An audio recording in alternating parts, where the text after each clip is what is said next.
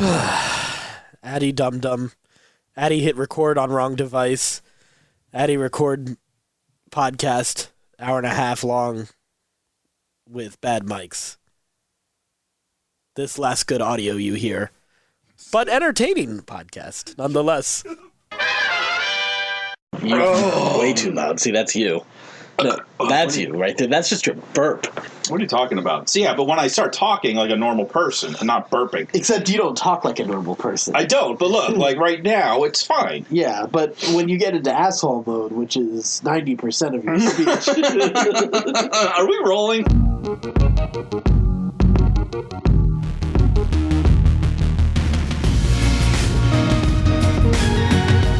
Hey, Nerfherder, I'm Addy Thomas. I'm Ben Milton. Thanks for joining us. Man, do we do a Star Wars podcast? Barely. It's been a while, right? I feel bad because I feel like we haven't really been podcasting much. Yeah, we haven't. This is our first time for November. Oh, it feels so good. No, that's a problem. Well, I mean, part of that is also we were watching the prequels, and that really stalled out our rewatch project. Well, you fell asleep. Yeah, like I made it through Phantom Menace. Yeah, we both made it through Phantom Menace. I think we both kind of enjoyed Phantom Menace. Yeah. Kinda. Attack of the Clones, man. The thing is, I didn't even get to the end of. I didn't get to Sam Wessel's death. That's how far I got. I mean, granted, and I wasn't particularly tired that day. Right. Like, I know, obviously, that's always an issue for me. Like, sure. The caveat you've got to throw in for me falling asleep in a movie or in doing anything, for that matter. Right. But yeah. Attack of the Clones. But you would think that there was nothing happening in Star Wars, so we weren't talking about it. No, everything. Everything's happening, and we're just like radio silence. Right?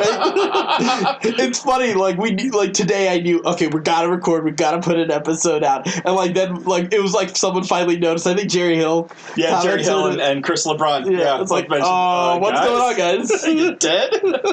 Oh, if only. If only. Yeah, so we're great Star Wars podcasters. Well, there's a reason we're wrapping this up, right? Like, it's not that we don't love Star Wars as much. Well, we've been talking pretty actively, so if you guys could have just listened to the conversations we had, it's really your problem, not ours. We blame you for not being involved in our private conversations. Right.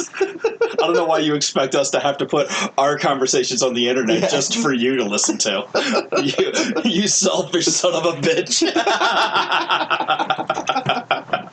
What kind of narcissist are you? Where you demand that my conversations go up on the interweb, where then you can freely download them and listen to them at your leisure. You narcissist. Well, I mean, the challenge is it would be a mixed media episode because you would have our conversations in person while we've watched stuff, right. Our conversations in the car, on the commute, and then text conversations. So yeah, there's a lot going on. Yeah, so yeah, we haven't been able to piece that all together into a podcast yet.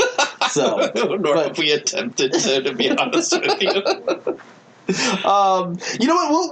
We'll do it tonight. We'll do it tonight. And here's the thing: everything happened in Star Wars. Just like absolutely everything. And there's some things that we're just not gonna address because you know what? It's stupid. Yeah.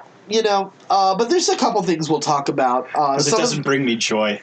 Yeah, right. Yeah, exactly. We're going the Marie Kondo way. Like, what brings us joy? Like, we're right now we're holding like these Star Wars news items in our hands, and we're gonna see which ones bring us joy. Which one brings you joy? Oh man. So no, but you know what? The truth is, there's been a lot of fun for us in the Star Wars universe. And then we're going to hit some of the more controversial ones too. We are? We're not going to go into we're not going to go into Last Jedi defenses because we already love that movie. I continue to love that movie. It is my favorite Star Wars movie. I think the haters are just making it just reinforcing that wall for me. You know, they just continue to build the supports. Thank you. I love it even more. Right? Your tears wet the clay that makes the bricks and mortar. But there's not a lot more I can really say on that. I love The Last Jedi. If you don't, great. That's fine. But they're also if you don't like it for dumb reasons, I've already called you out on it so many times. And if you continue to use those reasons to say, well, why is Star Wars failing? Why is Disney Star Wars awful? Well, clearly you just aren't down for this anymore, and that's fine. You've aged out. But stop acting like it's terrible. Right, yeah. It's not terrible. Yeah. It was never very good, as our rewatches have proven. Yeah, it's up and down. Like, there's good... There's good moments. There's elements of like, oh, this is great. And then, like, you look at it and think of it critically, or even, like, from a film perspective, you're like, this is not great. But that you can apply that to any movie. There are not a lot of movies... Well, there's not a lot of them, but there are movies out there that you can. Sure. Not any movie. But Star Wars was never high art. That's the thing. No. Anybody who's trying to look at Star Wars as high art is looking in the wrong place. Star Wars was always mythology. Now, if you're looking for it as mythology or spiritual guidance, this is your story. Right, exactly. But even then, like, with it's mythology. Yeah, and it's mythology is meant for kids or people growing up or dealing with certain challenges. So let's just remember that. It's like the Bible. Yeah. Just hold it lightly. Yeah, exactly. Don't be so critical. Don't be so literal. You'll enjoy it much more. Not everything needs to be sacred, but everything can't be sacred at times. It's just you got to know when it is. And you got to know when to hold them. You got to know when to fold them. You got to know when to walk away. Know when to run. Damn it! Never count your money when you're sitting at the table. There'll be time enough for counting when the dealing's done. Thank you. I had to get through the whole thing. Like, I know. I was going to stop you. No, yeah, and I appreciate that. Yeah. Because once you start down that path, it's a slippery path like the dark side. It really is. Damn you, Kenny Rogers. Right? Giving horrible poker advice. Some of the worst poker advice you'll ever get in your life. All right, so since we have been going through the rewatch, quick thoughts on Phantom Menace and Attack of the Clones. Here's the thing about Phantom Menace. Like, I really like this movie. Yeah, the movie has momentum. It's fun. Like, I love Qui-Gon. I love Obi-Wan. Jar Jar would be great if they just took him from like a 10 to a 7 on the silly meter. Right. Yeah, there's just a couple moments here and there. But the moments are so blaringly honestly painful. It's just the poop moments. If you take a lot of those, the couple poop moments out, I can kind of go. I can be fine with it. Yeah. There's just a couple moments where it's just so over the top silly that you're like, fuck this character. Yeah, it's just like, I just don't need this. It's too much. Yeah. It's too far. They needed a little restraint with Jar Jar, and otherwise I think he would have been great. Yeah. I really do. Yeah. I love the Gungans. I love the Gungan the battle on Naboo. Oh yeah. Oh, I love that. Jar Jar, where's the Booba? I mean, there's some great lines. It's a super quotable movie. It really. That's the thing. That's the fun thing about the prequels. They are immensely quotable, just like the original trilogy. Yeah. There's just like some just ridiculous moments, and I love it. Like it's fun. Man, the second movie really slogs the story down. Well, you know what's interesting is I think there's some. Arguably, there's some better content in Attack of the Clones, because I did end up watching it later on, and man, there were so many things I enjoyed about it, but they were all so disparate. Yeah, they just never flows. Yeah, it never gets that momentum. Like, there's a lot of things just stopping it, or like again, like over the top. Like the Droid Factory is just one of. I don't need that scene at all. God, it's just such too much. An homage. It's such an obvious and we're going to make this into a video game. Yeah, and even then, like, maybe they could have cut it short, because in some ways it feels like, oh, this is a little bit of their version of doing the trash compactor. Yeah, maybe there was some just some way to rework it. Yeah, it didn't work. Yeah, again, like, it's too silly. Yeah, and there's a lot of things I don't know, like there's more I appreciate about Hayden Christensen, because there are certain moments he does own. Shine, yeah. He's a fine actor. Yeah, it's unfortunate that the chemistry just never really worked, and because that's the biggest part of this movie. Romance, you're trying to tell that romance story, and it just and it just doesn't really work. One thing I had read recently was that you know how a lot of Lucas's inspirations are kind of very apparent in his movies, like the homages he has and the way he kind of repurposes stuff and kind of remixes it. The way, like, obviously Kurosawa is a big influence in westerns, Flash Gordon, all that kind of stuff. That Dr. Zhivago was sort of a big part of Attack of the Clones, and I've never watched Dr. Zhivago, but I kind of know like the basics of the story. And I think the other element, other than the romance, like the romance is a big part of Dr. Zhivago, but the other element is there is a revolutionary who is at first sort of a good guy, kind of fakes his death and then emerges as a dictator. Like, but they do overturn, an unjust government, right? And he's very much what Count Dooku's character is, and that seems to be another part of the story that really hurts. Missing. Yeah, it's just missing. And that could create a much better drive. I think, like, because one thing, it seems like they decided in Clones to focus on the mystery of how did the clones get made, like who ordered it, like it's that mystery, but that mystery isn't ever really that interesting, and it never really gets answered either. Like, it does, but it's not satisfyingly answered. Correct. So, because there's still things that we don't know, right, about the mystery. Like, you're like, oh well, Cypher Dyas yeah. ordered this, but why? Yeah. Well, we do find out in the Clone Wars episode. Yeah, but you don't find out in the movie. Right. So now, like, retroactively, they kind of had to retcon that because it's just like, what? Well, it's also really weird that the good guys embrace this army without really knowing, hey, what's the nature of it? The guy who we just killed, who was fighting us, is the guy they use as the template. So, like, it really feels like it's There's like, a lot of strange decisions that get made by the Jedis. Yeah, there's some there are. This is where plot hole is an accurate term to use. Right. But there is some jumps in logic here. Right.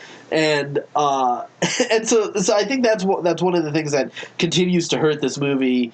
Certain things don't age quite as well, but I still kind of enjoy them. Like, I think some of it is just like, I need to turn off the critical part of my mind sometimes and just enjoy it. Like, as much as, like, part of me wants to say, like, oh, I want Yoda to deal more with, like, mystical force rather than, like, moving stuff and, like, the telekinesis side rather than, like, pulling out a lightsaber. It was pretty damn exciting that first time he pulls out that lightsaber. I still like it. I know people hate on that scene. I like that scene. The choreography is a little off. I like it. You think so? Yeah, I still like it. Yeah. I think it's fun. It is fun. It's fun. I know. I just got to turn off my brain for that scene because it is cool. It's fun. It is It is fun. It is fun. And I will say there is a lot of the fight I do like but even before Yoda, like when they cut off the lights and you just see the sabers and just their faces. Yeah. You get to see. Christopher Lee is still still so menacing. Such good. A badass. Best Dracula ever. Right? Really is. That guy is so metal. Yeah. He's so awesome.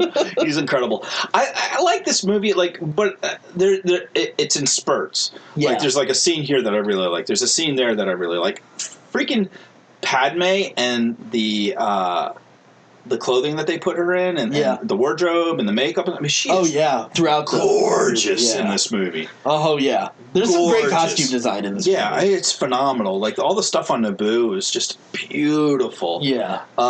It's a really beautiful, and you can tell, like, they're attempting to make a love story. Yeah. But there's just no chemistry between the actors. Well, it's interesting because Kirshner and Kurtz, I was watching something where they were talking about, like, because they reshot and did some ADR over certain scenes they had shot originally for Empire. Mm-hmm.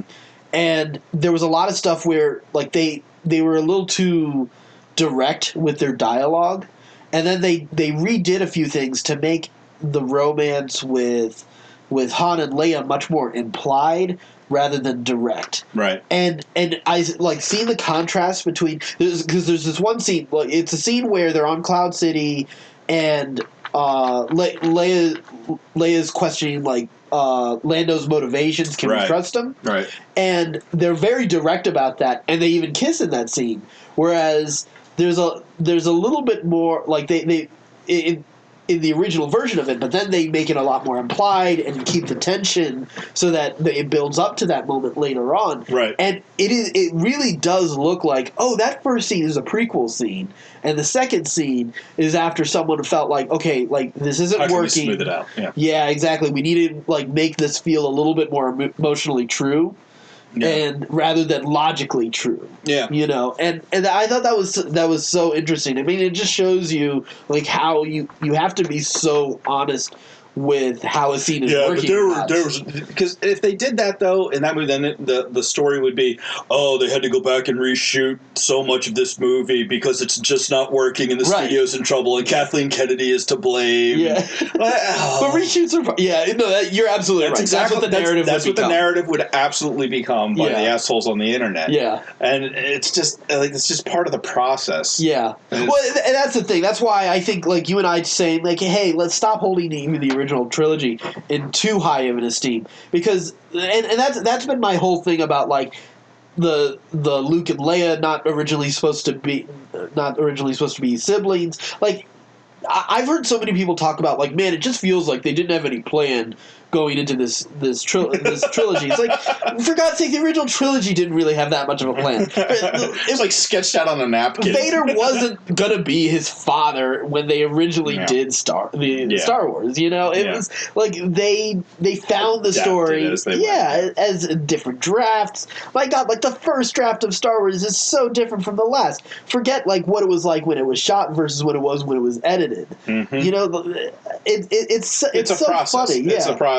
And people don't want to hear about process because we're an instant gratification society, right? Like everything we want it right now. And so if there's a story, we want to know the story is done right now. Right. We don't want to wait. I don't want to hear that it's going to take you another 6 months of reshoots. Yeah. Because that means you had to scrap the whole thing because I want it right now. Well, a great example is Lord of the Rings. Like the thing that made me so passionate about movie storytelling was Breakfast. Second Breakfast, of course. My God, it's just as life changing as luminous beings are we to be.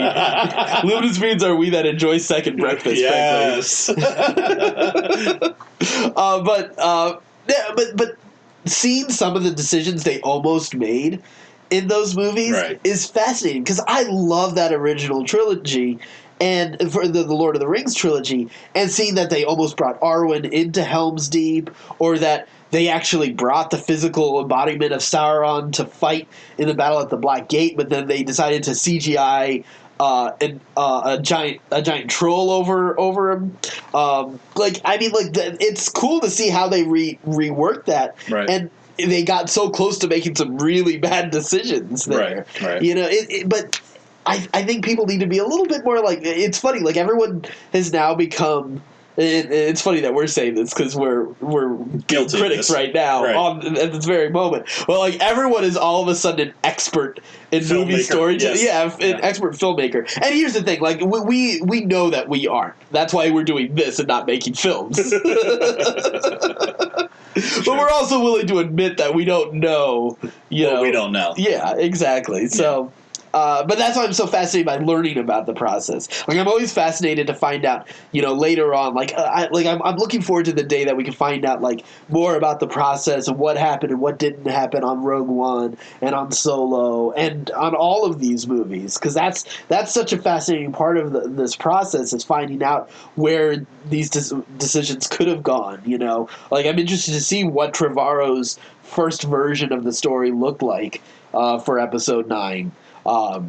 Before Carrie Fisher passed, or what he wanted to do. But yeah, I think Attack of the Clones. Going back to it, I think Dooku. If the story had been a little bit more focused on Dooku, and you still have the clone elements, you still have the romance, but I think if the drive of that movie was about Dooku, then maybe that movie could have been a little bit like could have. I think that's just the story that you want to hear. Well, I mean, I think in retrospect they've realized that, with the Dooku audio drama. Like there's such a fascinating character even with Clone Wars, some of the stuff that they've done with Anakin and Obi-Wan's character, and then bringing in Ahsoka and showing like what happened to the Jedi, to better develop that arc that doesn't quite get developed in Attack of the Clones. Yeah, but I don't know how this comes you have entire seasons of television shows, right, to be able to tell that arc. How do you tell that story in a movie? That's true. You would almost you would almost just have to exclusively tell that story. Yeah. For Dooku, it would have to be a Dooku movie, right? And that's not really what they were trying to go. That's for. true, because it still has to be an Anakin and Obi-Wan story. Yeah, and Palpatine, Padme. Yeah, there's exactly. a lot of moving parts. Like they set up a lot of moving pieces in the first movie. That is true. And they're trying to make it all weave together and fit together, and they just missed the mark. Yeah, but you're right. All the pieces are there. It just doesn't, and they're fine. The pieces are fine, and the story that they tell is fine. It just doesn't flow very well together. And I don't know if that's an editing problem. I don't know if that's a script problem, a directing. I don't know exactly. I have no idea how to fix that movie. Right. But there's just something where it doesn't feel cohesive. It doesn't feel well thought out. It just kind of lurches and jerks its way through the story. There's moments of pure genius, and you're like, this is amazing, and then you're like, and this is just total bullshit. Right. I had heard there was an interesting another thing. There was another scene in the Geonosis battle. Mm-hmm. Well, so not the I guess sort of the Geonosis battle, but the battle when the Jedi fight in the arena before Yoda arrives with the clones. So apparently there was this whole thing where, and you see them brought in at the end. I want to say it's Plo Koon, Ki-Adi-Mundi, and someone else. I don't remember who the third Jedi was. But you see them brought in, they're when they're all surrounded and they're about to finish them off. You see the three of them are brought in to the with them. Yeah. Apparently, they were on a separate mission up in space to try to bring down one of the Trade Federation donut ships, like the one in Phantom Menace, to try to shut down all the droids, basically. Uh-huh. But apparently, they're successful, but apparently it doesn't work because they had figured out, hey, let's not have this one flaw anymore with our droids. Well, they're better than the Empire. Right?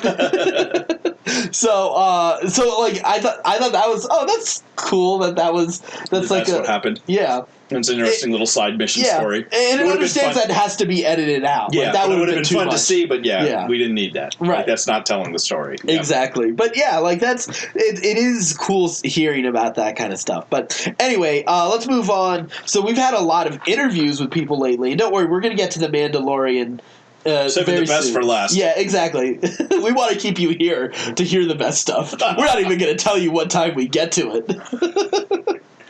So you're just gonna have to jump all over the place to figure it out. Until you hear the words "Baby Yoda," right? But anyway, so there's been a lot of different articles. There's been interviews with Kathleen Kennedy, with J.J. Abrams, even a little bit with Colin Trevorrow. We'll start with Trevorrow. So he had something to say about Episode 9, and they asked what. One of the if there was any if he knew about anything left over from his story, because apparently he does get a story by credit in this movie. Okay. And he said he can't talk about yet, but he did say that it is JJ's idea to bring Palpatine back, and he said he thinks that he figured out the key thing that is actually going to make this movie work. And that he wasn't able to, and that he never even thought of as a possibility. So it is that's an interesting thing to know that was wasn't sort of part of the plan. Yeah, and JJ's brought it in, and it's his idea, and it works. Yeah. We'll see. Right? We'll see. We'll see. I think it makes sense. I'm fine with there it. are elements that could be set up to not be that, but also easily could be that as well. Yeah, we'll see. We'll see how it plays. I'm reserving judgment. Yeah. I'm not getting too hyped up about it. I'm not getting I'm not going in with super high expectations. Oh no, I'm going with super high expectations. This needs to make me feel so spiritually fulfilled. I need to have every nostalgia node of my brain needs to have an orgasm during this movie. I need to have 3 lightsaber sequences, 4 Battle of Endor level of dogfights. Yeah. There needs to be Ewoks and AT-STs.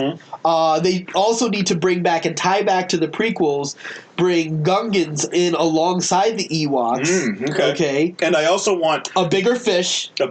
And I also want entirely new set of vehicles and aliens that I've never seen before. Exactly, because we need advances in the technology. And story and universe. I need to come back to the bigger fish, because the bigger fish needs to be part of the fight on the remnants of the Death Star. Yeah. There needs to be a Free Willy moment where the big fish jumps over them in the middle of the fight. That's when Kylo Ren actually gets wet. They get splashed by Free Willy. Oh, yeah. And if the movie doesn't hit all of these boxes and more, it's a failure. And it's ruined your Disney childhood. Star Wars is a failure. Yes. It's just hot garbage. This is commercialism. Kathleen Kennedy hates people, hates Star Wars fans, and is trying to bring it down from the inside. Yes, that's her whole goal in life, is to make less money. Fucking morons. I will not accept anything less than Dave Filoni in charge of Disney after this. Oh my god. Yeah, so you're going in with some high expectations. Yeah, no, this is the kind of character development I expect. Yeah, no, absolutely. I also expect the Force Ghost. I expect a 20-minute tribute to Princess Leia. Yes, for sure. Oh, absolutely. That goes without saying.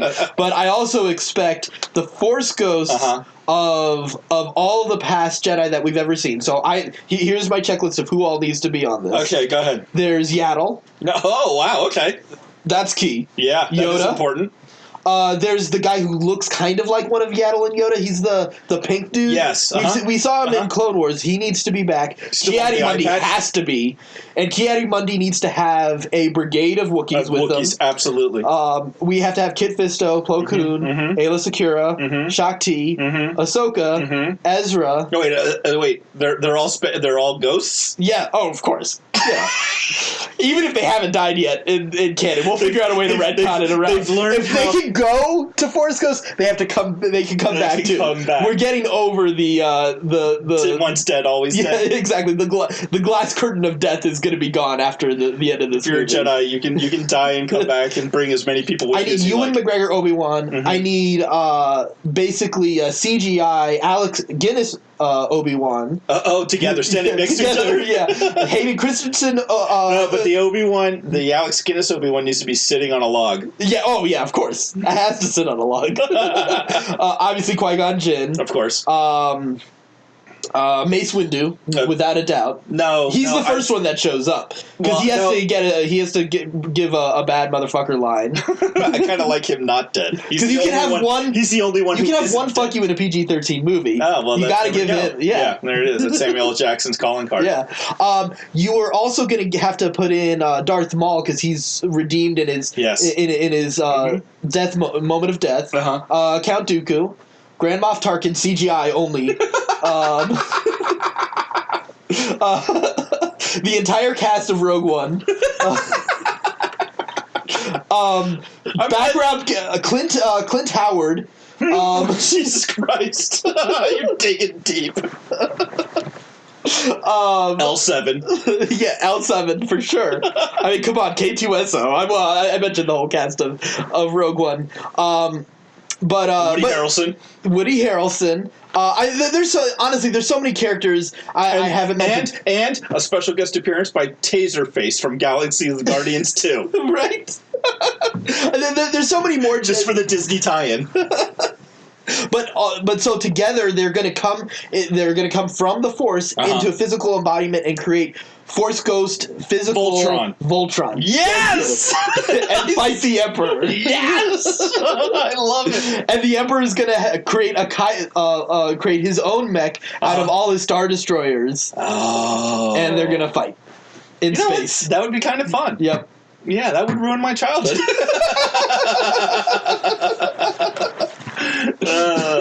So there you go. All right, I'm glad that you're going in with a reasonable list of demands. Really reasonable list of demands that make a lot of sense. Makes a lot of sense to me. Yep. Yeah, that would hit all. And of I the need feels. 17 endings, Lord of the Rings style. Oh God, that's the one thing I don't need. Oh, I need fade, not just fades to black, but fades to white. You gotta go, and also wipes, and a star wipe at the very end. Yeah. So to credits. Yeah, so, fine. Yeah, and an after credit scene. Yes, an after credit scene for the Force Initiative. That's 37 minutes long. Yeah, no, this is what I need. Yeah, no, that makes all the sense in the world. Oh, so, God, I hate Star Wars fans so much. I really do, Addy. This really has ruined it for me.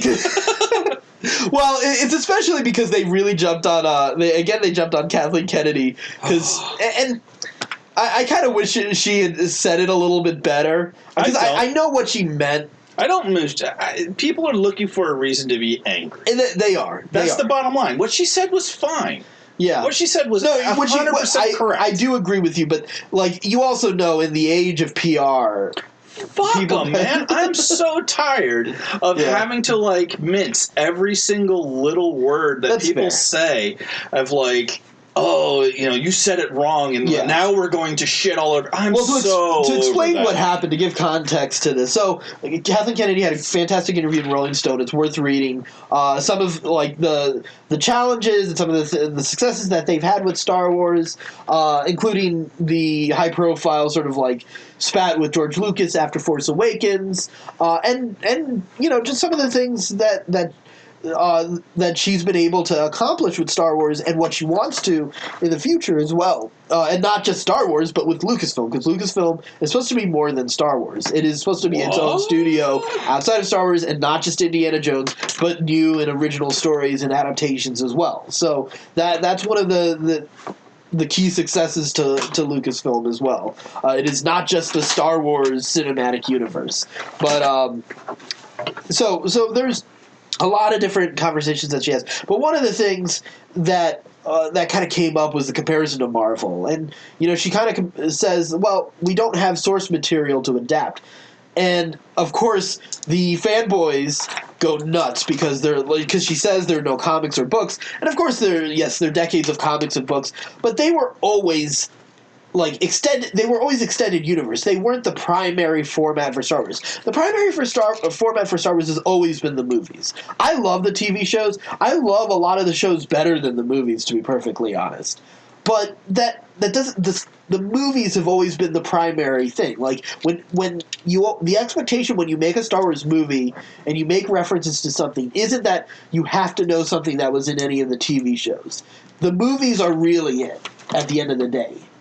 And I think it's odd that people are like just harping on this like as if there was good material in a lot of that extended universe. There was some good material, but there was a lot of bullshit too. But here's the thing: they've done a great job at repurposing the things that were good and reinventing them and recontextualizing them, rather than trying to jump through hoops to make some of those things work, because they directly countered each other often, or countered the movies, and it made sense to just wipe that whole slate clean. Well, here's how I interpreted what she says for whatever it's worth. Like when she says that there's just nothing like that to pull from, that's 100% accurate because they not mystified it or wiped out the canon. Yeah, they decanonized all that stuff. All that stuff is it was never canon to begin with. It was a weird system. It was like pseudo canon. There was like layers of it. And it was very picky choosy. And they were like, okay, well, we got to do away with all this. We're going to come clean slate. This is what's canon. This is what works. These are the rules of the Star Wars universe if we're going to keep going forward. So, all that stuff's off the table. I'm sorry. Yeah. I'm sure there's tons of people out there who love that bullshit. Yeah. But it's no longer in the Star Wars universe as far as canon is concerned. You can like it, you can love it, but it's essentially fanfic. Yeah. And so Yeah, which is how Lucas treated it. Anyway. Yeah, it was like, yeah, if you want to write about it, I guess that's cool. But like, here's the IP. I'm gonna make money. Yeah. Give me $100,000 in cash. I'll let you write a book. Right. And that's. I don't have a problem with any. What she said is 100% accurate. Yeah, 100% accurate. Whether you like it or not, fuck you. Yeah, it doesn't matter. It's not your IP. It's still accurate. It's just some people just want to be upset. Yeah, there's some people just want to be angry, and some people just like, oh, Kathleen Kennedy is ruining Star Wars. Like, somebody said that in a chat I was in the other day. I'm like, I can't wait. I hope they get rid of Kathleen Kennedy and put Filoni in charge. I'm like, why? Yeah. Why? They're like, and it was in the context of how much they loved Mandalorian. Yeah, I've heard that too. And I'm like, oh man, Mandalorian's amazing. It's saving Star Wars. Thank God. Man, I hope they get rid of Kathleen Kennedy. What, you think she didn't have anything to do with this, you dumb fuck? Yeah, exactly. What is wrong with you? I guess she didn't. I mean, I guess she, like, maybe we should... Maybe we should get rid of the person who hired the person who did The Mandalorian. Yeah. That's sound logic. What the hell, man? Like, you're just unhappy. Yeah. You're just unhappy. Yeah. And you know one or two names, and you think those are the names that are important, and you don't understand what you want, and two, who's responsible for it either. We really shouldn't do a Star Wars podcast. Yeah. This is what I'm coming to terms with. Is like we're so over the bullshit at this point. It's hard for me to have a conversation with anybody outside of you. Yeah. About Star Wars, because I'm the same way. There are a couple people that I do, but there are a lot of people I avoid Star Wars conversations with. Yeah. That I used to have fantastic Star Wars conversations with before The Last Jedi. Yeah, and it's just like somewhere along the line, just like in politics, like somewhere along the line, everybody just lost their damn head. Yeah. And just like started making bullshit up. Yeah. To fit the narrative that they want, not what's actually happening, and it's just I'm so over it. Yeah, it's too bad. Yeah, and it's funny because I just tried to pack my vape. I'm so angry about this. Yeah. I just tried to pack my vape in the opening instead of where the actual stash goes, like a fucking moron. That's how much this stuff irritates me. Right. This is why I smoke weed, people. No, it's good for you. That's why. It actually is. That actually is true. So anyway, J.J. Abrams also had an interview in Rolling Stone that was fantastic. Sort of his reaction to some of the changes in The Last Jedi and some of the challenges he's having as he's sort of landing the plane that is the Skywalker saga.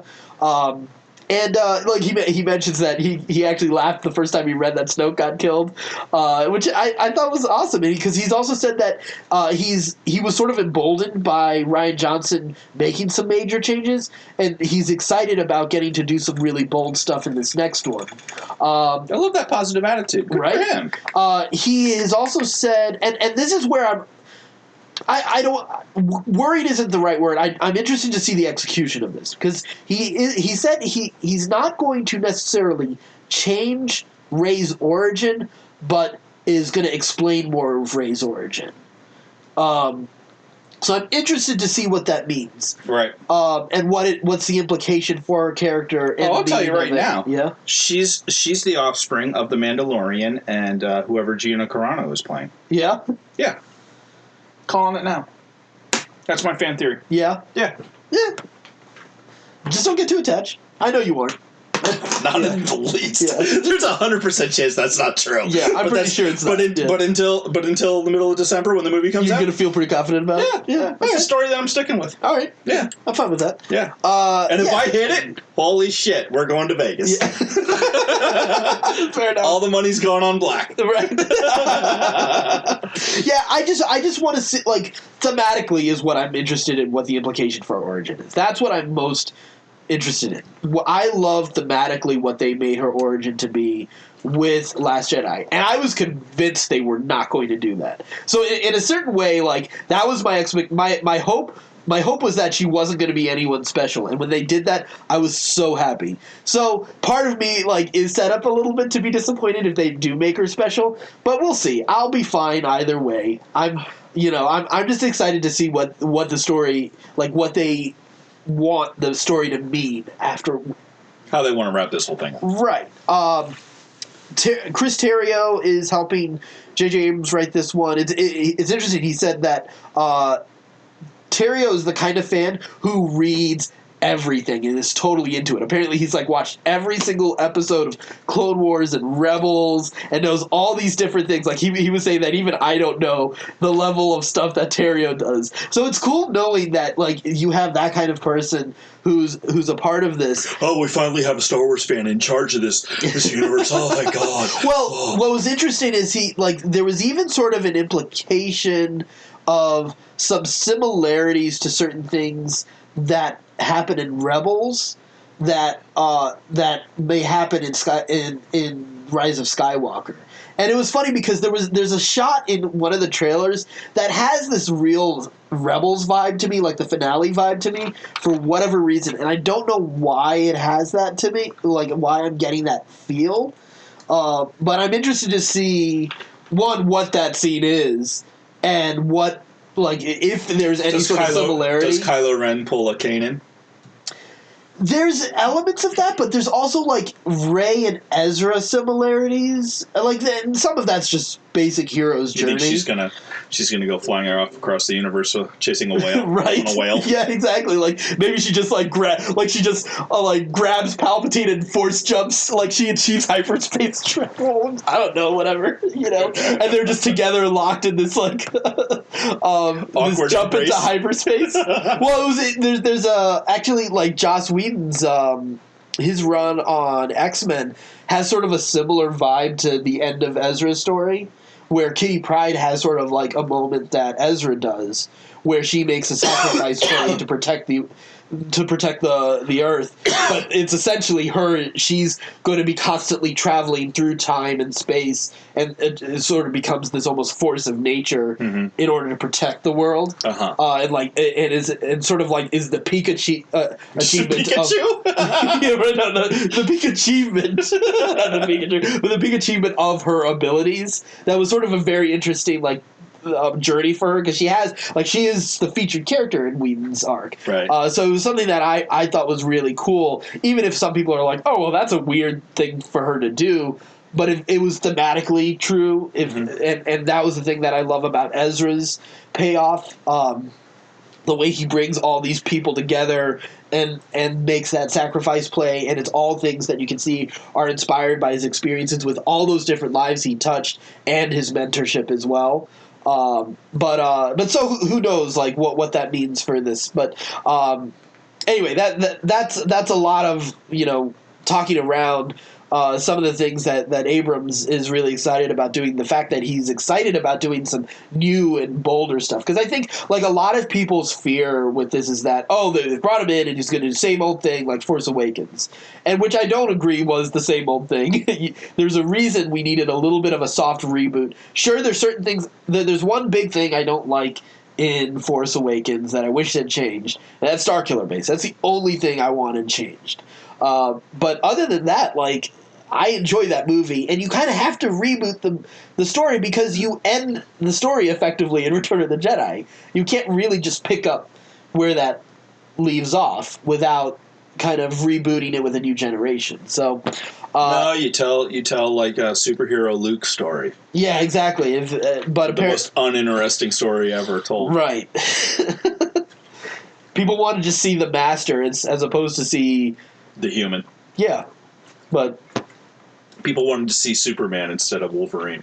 Right. Well, I think that says a lot about what people are craving and sort of the insecurities we have, because we want to see something stronger outside of us rather than admitting to the vulnerabilities we all share and achieving mastery over that, over the fears that we have, which overcoming fear seems to be a big thing in Rise of Skywalker. So very excited for that. So yep. Super pumped. Anyway, so we're going to wrap it up. We're not going to talk about the big thing, are we? Nah. Yeah. We'll talk about it next week. Yeah. No, we're going to talk about Mandalorian. Are we? Yeah, of course we're going to talk about Mandalorian. Oh my god, Mandalorian's been so amazing. All right, see you next week. Yep. That's it, guys. 3 episodes in. 3 episodes in. Disney Plus, first off, is awesome. I love Disney Plus. I'm having so much fun. It's funny because I don't even know what fraction of of hours or like content is available on Disney Plus compared to Netflix. But my God, there's so many things I'm into. So much more. Here, what it is, there's so many more things that I am automatically interested in. Yeah. Versus, I have to look at it and go. There's a lot of like, hey, what else? scrolling. Scrolling. Oh God, don't want to play on this. Yeah. I'm loving the Nat Geo section more than anything. To be honest. Yeah? I need to explore it a little bit more. I'm loving the shows on there. I'm having so much fun. It just helps me relax at the end of the night. Like, I'll just watch like some crazy thing about nature, and I'll just sit there. It's like, okay, cool. Like, this is beautiful and relaxing and calming. Yeah. It's nice. But yeah, Mandalorian, man. Let's just get it out of the way. Baby Yoda. Here's the thing. I've lost interest in almost every other TV show I'm watching because they don't have the basic amount of Baby Yoda I need in all my TV shows now. I'm sorry, guys. Like, thank God The Good Place is wrapping up. Otherwise, I would quit The Good Place. Like, at least I have that, like, oh my God, I just want to find out what's going to happen on The Good Place. And if it wasn't for Rick and Morty being away for so long, I don't know if I'd be that into it right now. Like, The Mandalorian, like, I've watched each of those episodes way too many times. I've had them on in the background a lot, but it's just, it's ridiculous. This Baby Yoda is amazing. Yeah. And the greatest, it is the greatest, it's the greatest treat of that show. Yeah. And there's a lot of treats in this show. There's so much. There's fantastic world building.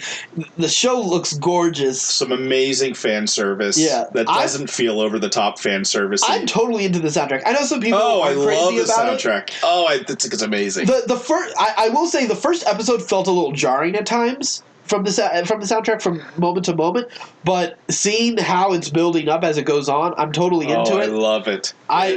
It's so cool. It's a space western. We're watching a space western. We're watching The Man with No Name. Yeah. And it's the best. And I'm loving it. We need to be able to move on from John Williams' score. Like, we're not going to have John Williams do every Star Wars until the heat death of the universe.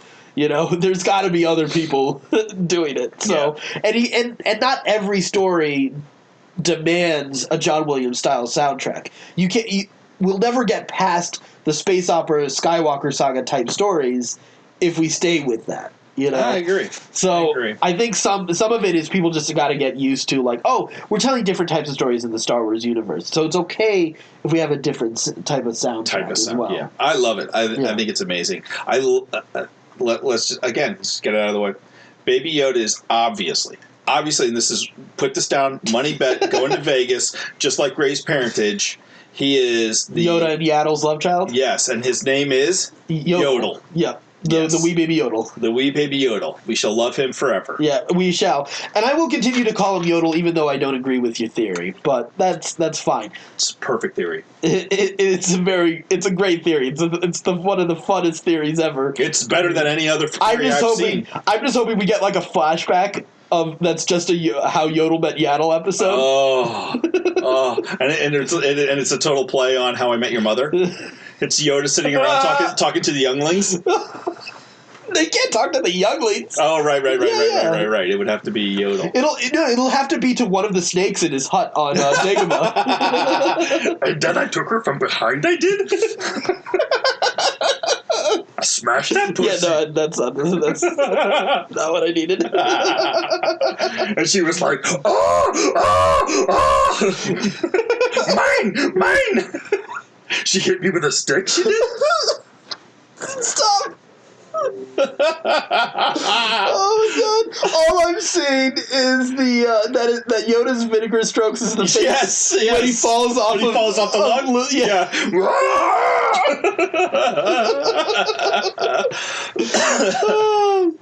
Oh my God!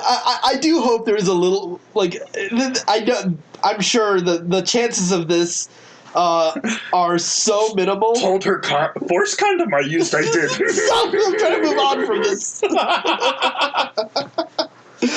There's no such thing. Damn it.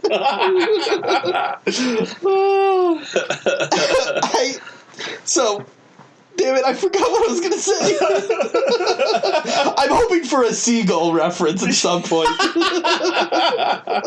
I would love just like it doesn't have to be anything major, but like the Mandalorian just shooing away a seagull from Baby Yodel. Yeah. I'd be down for that. Yeah. So we also had IG whatever. IG-11. IG Tiki Taika Waititi was fantastic. Tika Waka Wiki. How, I mean... Fortune that name. It's so tragic. Taika Waititi. Yes it is. We know who he is. Yeah, okay. Also, Jojo Rabbit, fantastic movie. Definitely worth seeing. Okay. With the Mandalorian. Yeah, IG-11... fantastic. So much fun. I do hope he comes back, but I'll be just as fine if he doesn't. But it'll be fun if we see like IG-12. Yeah. Or like I need another IG droids. I'm down for more IG. They're hilarious. Yeah. Oh, it was so good. It was so good. The self-destruct thing was so funny. The action has been fantastic. I mean, the opening was so good. The very open. Yeah. The little moments with like the speeder and not liking droids, the flashbacks, the coven for the hidden coven for the Mandalorians. The armor smith has the coolest armor ever. My God, there's so many cool stuff. There's so many cool, like we're getting so many cool elements. We're getting like really cool story, and we're getting it in a small package that's just right. Like we aren't getting these bloated episodes with filler. Dumbass podcaster says that these episodes are just long enough when they are clearly too short and ruining my life. Right? Like what? I've heard so many people complain. Like, no, I want my full hour or 42 minutes. Here's the thing. This is the cool thing about streaming. Happy. Well, what's fun? That's one thing. But here's the thing. Like, I want, like, with serialized storytelling, it just needs to be serialized. I need an episode. Yes, and with a story told within that episode that relates to a bigger narrative, right? I don't care how long that episode is. If there is a 19-minute episode of The Mandalorian, but that episode is satisfying and leaves me wanting more story after it, in terms of I want to be in that universe as opposed to like feeling an incomplete storyline. Right. But as long as that happens, it's done its job. This was one of the issues. I love Marvel Netflix. My God, like Daredevil season 1 and season 2 and season 3 was particularly amazing. The first half of Luke Cage, season 2 of Luke Cage was amazing. I enjoyed aspects of The Defenders, a lot of aspects of Jessica Jones, and later on what season 2 was able to do with Iron Fist. But every single season of those shows, even the best seasons of those shows, had a lot of fat. Could have been cut by maybe 3 hours, if not more, to be perfectly honest. And if we were let to just... If we had more disciplined storytelling where you tell like just enough of what you need with enough room to breathe for character moments, then it totally works. And that's what we're seeing here. It's funny because someone had when we watched the first episode, I had an interesting conversation with a friend where they kind of like calculated like if every episode is going to be this length, are we basically getting what would amount to a movie and a half? And why wouldn't you tell that story then in that format instead? And I was like, but that's not the point. Like the serialized storytelling, telling that the story is letting it happen within whatever the time frame, but having that sort of episodic storytelling and revisiting it week to week rather than in a binge format. Because I think that's true. Like if this was in a binge format, then sure, maybe your thought process works. Because then the episode structure doesn't matter. You're really just having arbitrary cutoff lines between episodes because you're just trying to binge this whole thing. But if we are doing this model, which I hope all these Disney Plus shows original Disney Plus shows continue to do, where we have these weekly releases. As much as I hate the time in between every episode, the anticipation has made it so much more enjoyable again. Right. And it made the conversation for The Mandalorian last a lot longer than it would have if it all came out on opening day. and it's drawing so many more people to this conversation and making this community bigger too. It's good for Star Wars. It's good for everybody. Yeah, it's good for everyone. So it's funny that we've gotten so used to like network TV formatting that we want it this way, and that's not why it should be that way. Well, and like, I want my 24 minutes or my 48 minutes of TV for my hour or half-hour TV. Why? Oh, the only reason that it's 24 minutes is so that they could fit 6 minutes of commercials in that half hour. Yeah. Like, why do you need that? Yeah. Like, well, who cares how long it is? Is the story good and is it told well? Yeah. Like, that's the only reason that formatting happens that way. Right. Is for advertising. Right. That's all anybody cares about. Exactly. And here you don't have that problem, so you can tell the story the way you want it. Yeah. And despite all of the fan service, which I love, like it's not gotten bloated. Like, and you're not even getting the kind of fan service that was weird, like in Rogue One, getting the guys from the Mos Eisley Cantina, which, I mean, I had fun seeing those guys, but it didn't make a lot of sense for them to be there, But it was like, but this feels organic to the story. There's little things that we've recognized here and there, nods to a bunch of stuff. We got to see barbecued Salacious Crumb. We got, our Kawaki and Monkey Lizards. Yep. I mean, that was awesome. We got to see the Pachinki guard droid. Mm-hmm. Werner Herzog was amazing. Those stormtroopers down on their luck look fantastic. Apollo Creed. It was awesome. Carl Weathers as Grief Karga. Yeah, as the head of the Bounty Hunter Guild. And then the Mandalorian that you love. Oh my God! Related. We'll eventually. I was hoping. We'll eventually get to there. All right. Well, the other thing, like the fan service that I've enjoyed is like the Trandoshans. Oh yeah, of course. Disintegrations. Oh, Disintegrations might be my favorite thing from this series. It's the funnest thing when he starts blowing up those Jawas. Oh, another fan service thing, right? But great. Yeah, like, made total sense for the plot.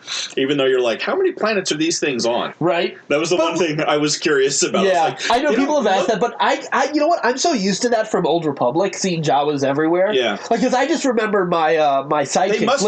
They must be a seafaring or a spacefaring race. Well, they got because it's so into technology, right? Like, it makes sense that some Jawa would actually put together a ship after tearing them apart. Like, There's got to be one curious Jawa who made it off planet and went somewhere. But I mean, I got my Jawa on Hoth in Star Wars: The Old Republic, because that's where you expect to find him. Oh my God! But that is one of my favorite Jawas ever. That Jawa is so fantastic. He is my tank. And he shoots a tow cable at your targeted NPC, and he just zip lines to it and starts punching it and shooting it. He's the best. Yeah, so I was all about the Jawas that we got. I mean, it was such a fun sequence too. Like him trying to climb up that thing and them throwing stuff at him and getting stunned, and then getting all the way to the top, throwing them out. And then you just taste the shit out of him. I loved it. It was fantastic. It made you appreciate, like, oh, these little guys actually could be pretty frightening to have to run into. Right? Like they're not like they're not Ewoks where you're just gonna kick them out of the way. Like, although there's a little bit of kicking them out of the way, just grabbing them and throwing it. Throws the one. Wait, two. He gets to throw two of them. Yeah. And I love when they fall like, right? It's so funny. What was I gonna say? We did get the egg. The egg was cool. I love the negotiation that they have. The Ugnaught? Yeah. Also the Ugnaught. Super quotable. I have spoken, and this is the way. Right? This is the way, jumping right into episode 3. Oh, so good. There's also, like, lots of little things, like the action.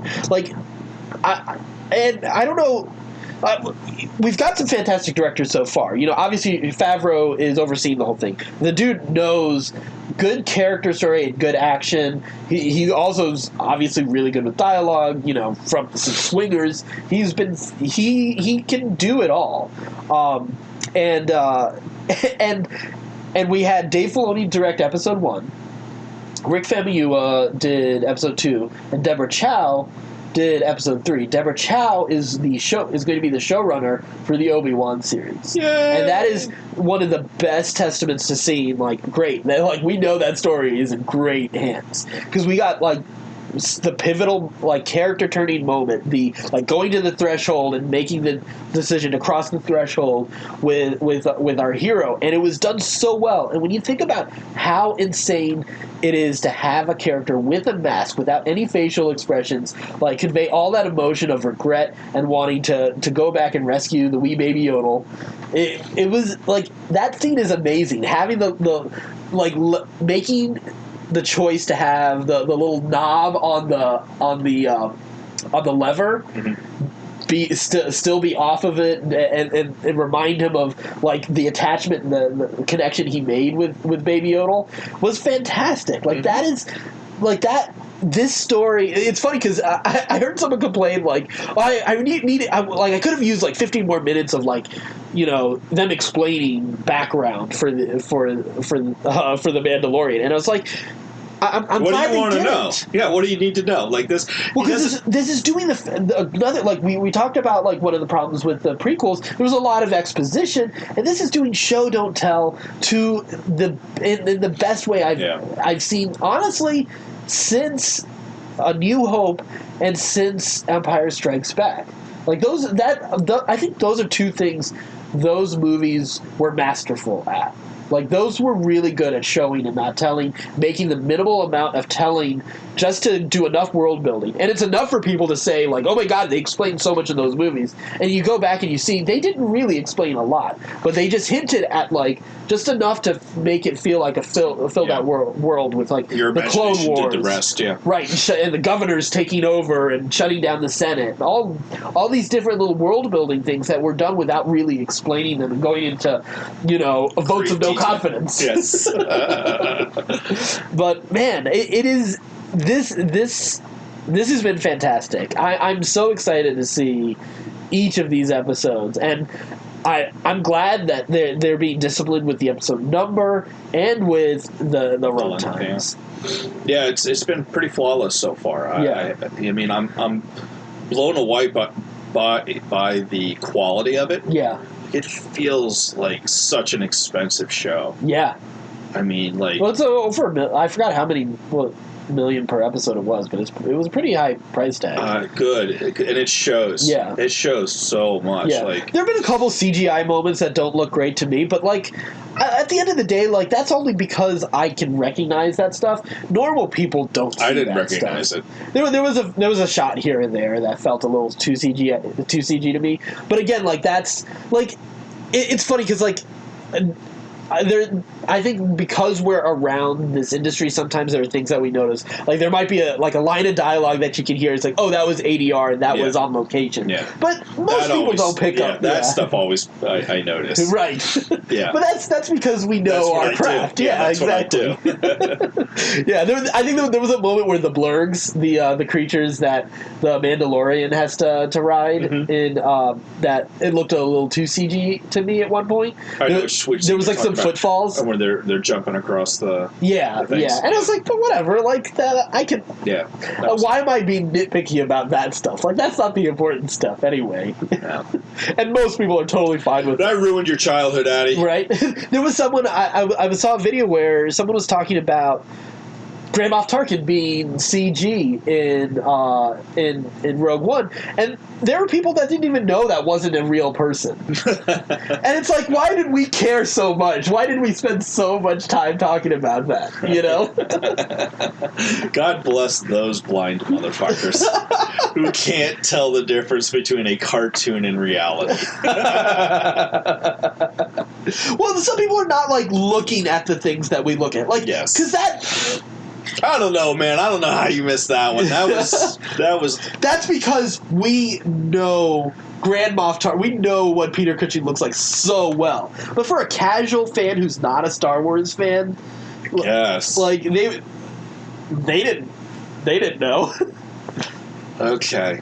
We're also around video games all the time, so we know what CGI. We know what to look for. Yeah, like. Yeah. It wasn't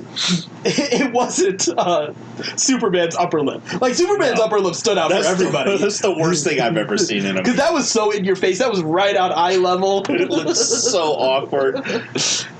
It was starring Superman's upper lip. Yes. It deserved a credit. It was Superman and then that thing on his face. that was atrocious. Yeah. Yeah, that was the worst CGI I've ever seen in a major budget movie where you don't expect crap like that. Exactly. Exactly. What were we talking about? The Mandalorian and other cool stuff. Well, what was some of the other stuff that you really enjoyed? Well, obviously, This Is the Way is going to be our new thing. Of course, yeah. The Mandalorian's, I guess... slogan? Yeah. Fight. Mantra, I think, is more... No, it's not a mantra. It's about, like, a battle cry type. Yeah, kind of, yeah. It was sort of like their... It's a community building exercise. Their slogan. Slogan. Slogan doesn't sound right, but we're going to go with slogan. Their slogan. Motto. Yeah. Yes, motto. Motto works. Yeah. All right. Next time on Thesaurus podcast. Anyway, so we've got a lot of I'm really interested to see what more the flashbacks reveal about the Mandalorian and his background. I hope not too much. Yeah. I kind of know as much about him as I kind of want to. Yeah. Other than how did the Mandalorians get him? Right. I think that's the only piece of it that I want to know now. I think we're going to see like very general stuff. I don't think we're going to get everything fully spelled out. Because I wouldn't be surprised if they want to leave that open for like a comic or something. Maybe. You know? Well, yeah. You leave it out so then you can tell as many little stories as you want, and let other creators like have fun with that. You know. Yeah. And how essential it is to this story. Yeah, exactly. I mean, I think that's all. We're getting the beats of like, and he was war-torn planet attacked. We now know why he doesn't like droids. Is obviously like they killed his parents. Yep, and it seems like his whole village, if not more. Yeah. So we know that he is. So he was a child during the Clone Wars. We also know right now the Empire is in fragments. And that they're like hanging out in the shadows or warlords all over the place. Looks like we'll get maybe a little bit of like the pieces of the First Order coming together. We did get to see, and obviously you started talking about it, but I did recognize the voice of Jon Favreau. Yes. As one of the other Mandalorians that challenges our Mandalorian. And ends up coming to his rescue later on, which is a fantastic action sequence, by the way. He super cool. Obviously, if you got a guy with a big assault cannon. You sounded so much like Jimmy from South Park. Super cool, super cool guy.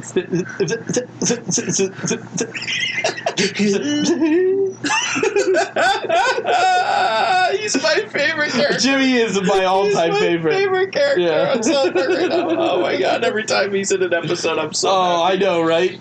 Oh, the Crips and Bloods episode is still one of my all-time favorites. Hello, fellas. Makes me laugh so hard. What works for us was having a lock-in. Oh man. Anyway, so without the Jimmy aside, obviously I'm now a big fan of this one time. Like we may never see him again. But Jon Favreau's character is credited as Paz Vizsla. I had recognized his voice because Favreau voiced Pre-Vizsla on the Clone Wars cartoon, who was a major character and villain and the head of the Death Watch organization that was part of the Mandalorian Civil Wars, or not Civil Wars, but part of some of their fights during the Clone Wars.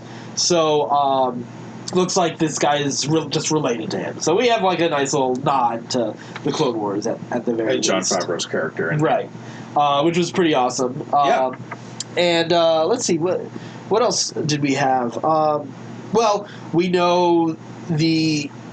Oh, here's the big thing. We'll talk about Baby Yoda, and we'll talk about one more thing, non-Mandalorian related, and wrap this episode up. So Baby Yoda, obviously you have your origin theory. Obviously, he's a Force user.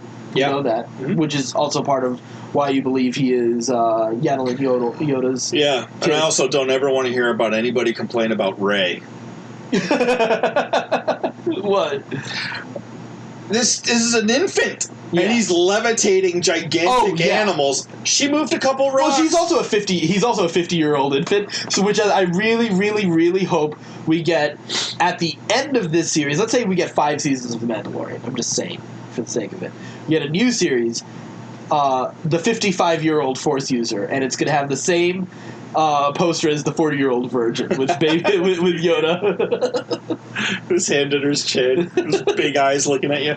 Yeah. You know what'd be funny is if he pops up in Rise of Skywalker at the end of it. The best. And just starts flipping around. You were right. With a little tiny I can imagine he could be part of, like, if let's say, like, Rey or Kylo or, like, have this new Skywalker's, ranch. Skywalker's ranch where they teach.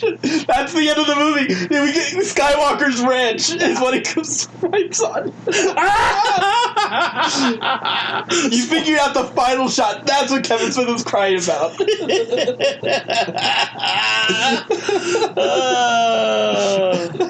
Has to be. I don't know what else it could possibly be. Skywalker's Ranch is the new school for Force users. Of course. Oh, that must be amazing. I would love that. Oh, I would too. That would be such a nice nod. Yeah. But anyway, so if I could imagine, like, he's one of the kids in this new, like, school of Force users. But anyway, that's not like important. Rey's own X-Men. Right. Skywalker Ranch. Well, so we do know that he's a 50-year-old baby, which, by the way, that sucks for this species to have to continue, like, changing diapers for at least 50 years. Like, that is such a terrible commitment. No wonder Yoda walked out. Oh, we already know he walked out. Okay. Well, if we're ascribing to your theory, he clearly had to walk out on Yaddle. Yeah. That's why Yaddle disappears between Phantom Menace and Attack of the Clones. Makes all the sense in the world. Right? Yep. He hid her away on Jakku. He hid her away. Yeah. If he's 50, that's from birth. I was going to say, like, how long is gestation then for their species? That's got to be awful. I mean, it's got what? Got to take a long ass time. At least 30 900 years. At least 30 years. Right? Yeah. Exactly. That's. Oh. That sounds horrible. Yeah. Yeah. Yeah, I was thinking about that. Like, God, if you got to take care of this kid for at least 50 years, think about all the baby stuff. Like, before you can have an actual, like, a legit conversation where he talks, actually, like, you have a two-way conversation. God, that's got to be rough for. Oh my God. As a parent.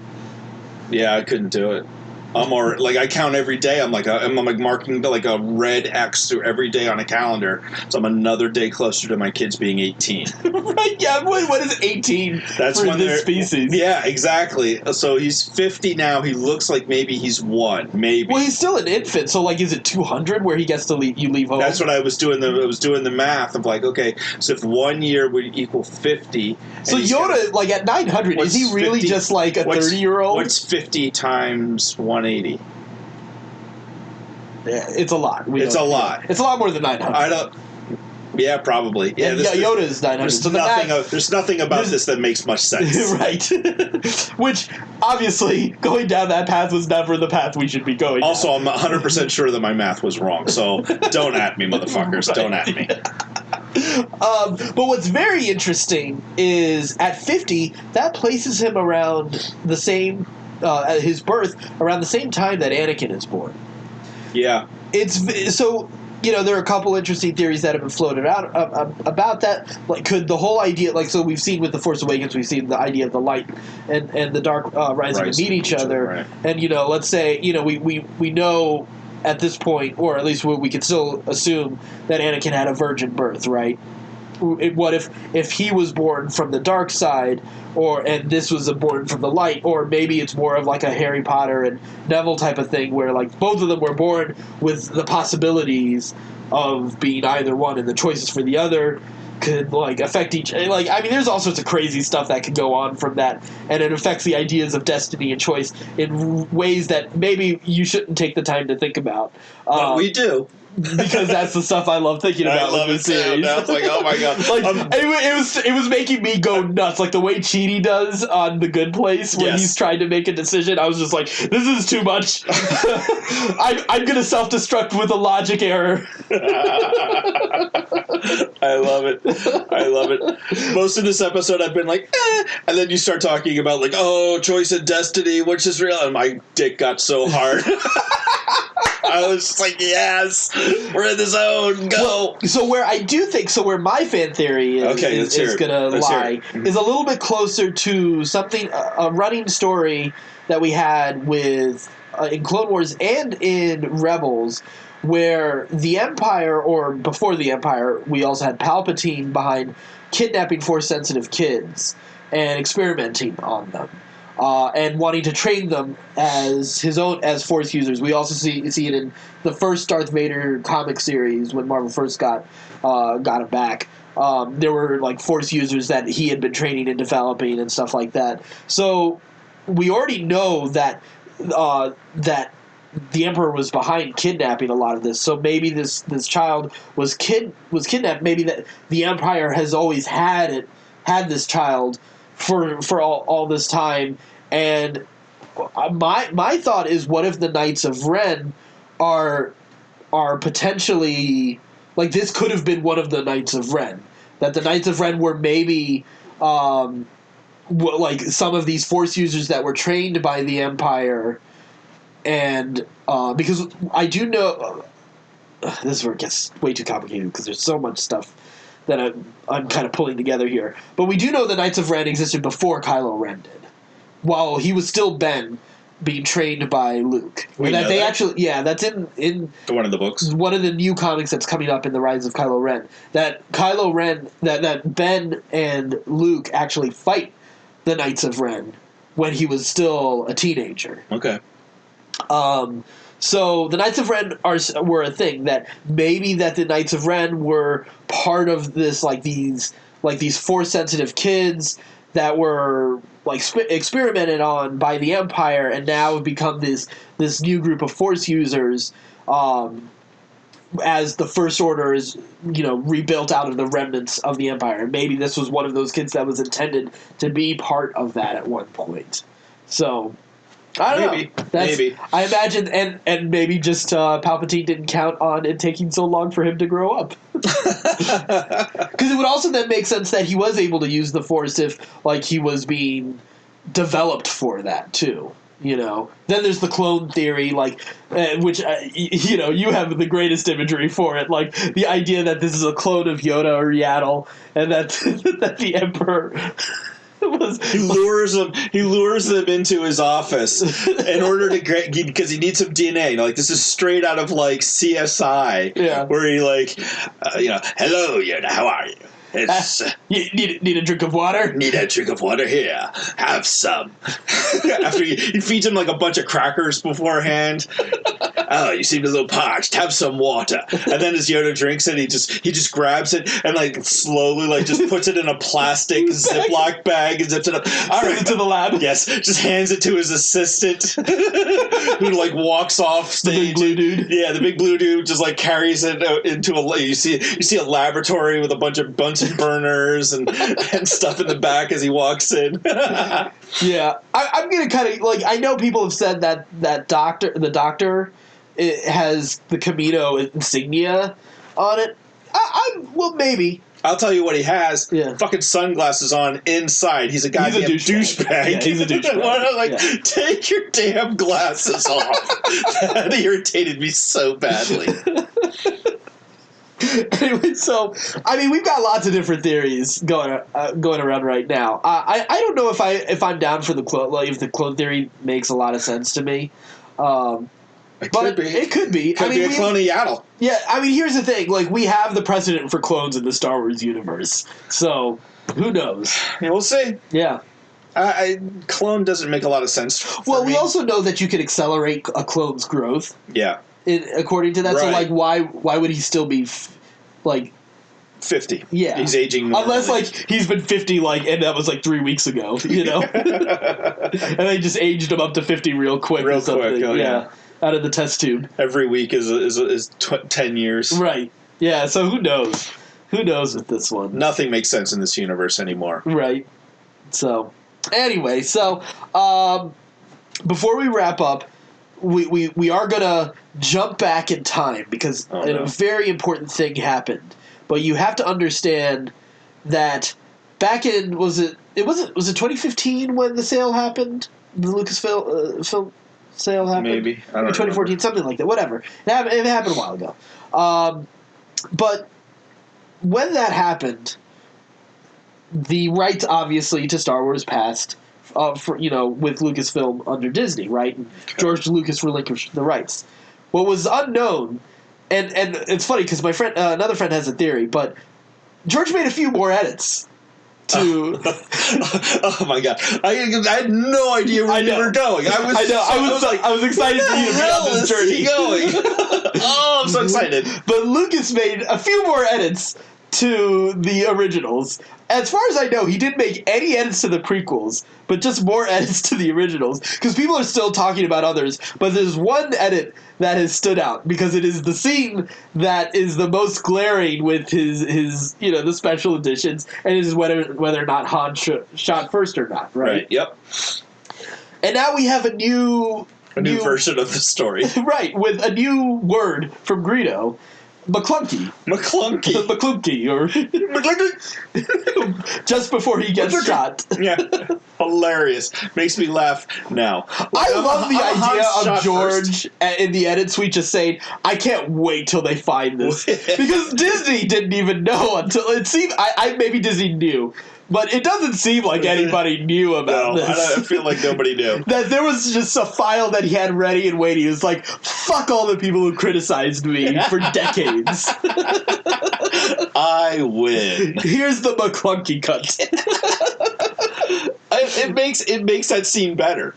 I mean, it's just I'm still a Han shot first guy. Of course, yeah, me too. But at the end of the day, I'm like, whatever, Well, yeah, yeah. I mean, I guess, but seriously, Han shot first. Yeah. I mean, I own the despecialized versions too, yes. so yeah. There is a version that I consider more sacred than the others. Yeah, because Han shot first. Yeah, I mean, but the MacKlunkey edition is still hilarious. Funny. It's hilarious. It's the funniest edition for sure. Yeah, easily just for that.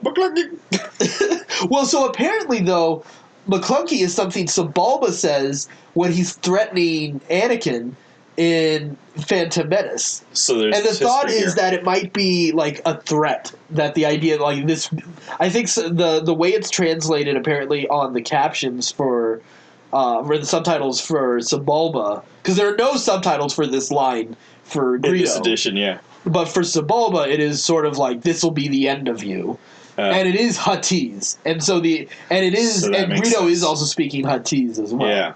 So there's your potential explanation of what it could be. I like it. Yeah, makes sense to me. Yeah, but it actually works really cool. Yeah, that he yells that. I just need Han to shoot first. But now, remember, like, so we had talked way back about like what's going to be the thing, like how JJ ties everything together, full circle with all 9 movies for all 3 trilogies together, and like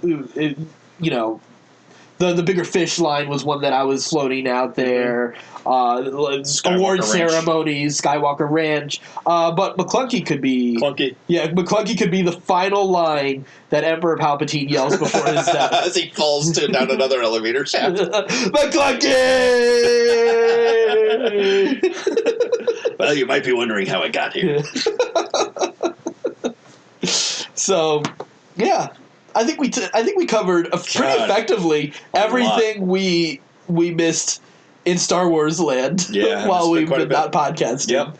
We miss you people. We'll be back, I promise. Yeah. Well, we got to rush our rewatch because we got Revenge of the Sith. Then we got Force Awakens, Rogue One, Last Jedi, and Solo to watch before Rise of Skywalker. We got like 2-3 weeks? Yeah, we can do it. Yeah, I believe in us. We'll start tonight. Yeah. If this ever ends. No, it's not going to end. Oh. God, I love The road goes ever on. Yeah. Yeah. I ended with a Tolkien reference. Tune in next week. Certain POV, we've got lots of other podcasts from other people that are continuing that you should check out. Real Movie News and Reviews is going to be reinvented real soon. I'm really excited about some of the stuff we got going there. And obviously, Scruffy Nerf Herders is also really fantastic. If you really want more Star Wars, Scruffy Nerf, and our brand of Star Wars, Case knows how to keep on generating the story there. So check out Scruffy Nerf Herders. So when this podcast has gone to rest where it belongs, Scruffy Nerf Herders is where you can get our fill of Star Wars brand, storytelling and humor. So that's where to go there. I'm excited about getting a little bit more time to write my campaign and have you guys be the characters, in case to get to sit back and enjoy being a player rather than having to the burden of being the DM. You know, he's told some fun story and some really fucked up story too. Like, seriously, Case needs some therapy based on some of the stories he's told. Seriously. Some of it is truly disturbing. I haven't recovered from some of it. Some of those descriptions get a little too graphic. The best part about it is like how gleeful he is in the moment. Like he's just like reveling. And I'm just like, oh god, oh my god, we're stuck in a tiny room with this psychopath. But he's our psychopath. He's our psychopath. We wouldn't have it. And he's putting all that energy into making a great podcast. And we love him for it. Yeah, so certainpov.com. Check that out. Of course, also check out our Discord channel where we're having the conversation. We're trying to be a little bit better at having more conversations there, but I know the Reignite guys are having lots of fun there always. So you can check out all those podcasts. And of course, we'll have our new podcast sometime in 2020. Who knows when in 2020 we'll make it happen. Stay tuned. I did buy the music for us for our new theme. Oh, did you? Yeah, I did that when I just got my bonus. So, but I probably should have waited a little longer. Yeah, dummy. Yeah, but I didn't expect to get this close to the edge at that point. So, anyway, we're gonna have a lot of fun stuff for you guys. So I'm excited about what 2020 has in store for Certain POV. Check that out. Keep an eye on that for sure. CertainPOV.com. Until next time, stay scruffy, my Nerf herder. MacKlunkey!